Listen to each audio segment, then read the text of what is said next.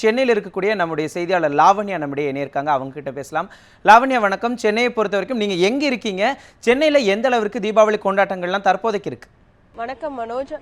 தீபாவளி என்ற காரணத்தினால் சென்னை முழுவதும் இருக்கக்கூடிய மக்கள் கோலாகலமாக இந்த நாளை கொண்டாடி வருகிறார்கள். அனைவரின் மனதிலும் சந்தோஷத்தையும் மகிழ்ச்சியும் தரக்கூடிய இந்த நாளில் புத்தாடைகளை உடுத்தி பலகாரங்கள் மற்றும் இனிப்புகள் வைத்து இறைவனுக்கு படைத்து விட்டு அதன் பின்னர் பட்டாசுகளை வெடித்து தீபாவளியை மக்கள் கொண்டாடி வருகிறார்கள். குறிப்பாக நான் தற்பொழுது இருக்கக்கூடிய வடபழனி முருகன் கோவிலில் இங்கு மக்கள் அதிக அளவில் கோவில் தரிசனத்திற்காக வந்திருக்கிறார்கள்.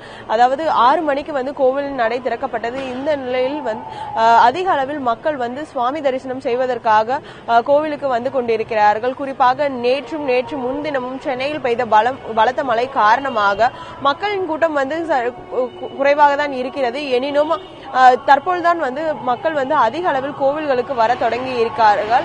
குறிப்பாக ஐப்பசி மாதத்தில் வரக்கூடிய அமாவாசை திதி என்று தீபாவளி கொண்டாடப்படுகிறது. குறிப்பாக இதிகாசத்தில் கிருஷ்ணாவதாரத்தில் கிருஷ்ணன் நரகாசுரனை வதம் செய்த நாளான இன்று மக்கள் அனைவரும் தங்களுக்கு இருக்கக்கூடிய துன்பங்கள் விலகி இன்பங்கள் வரக்கூடிய நாளாக கருதுகிறார்கள். மனோஜ்.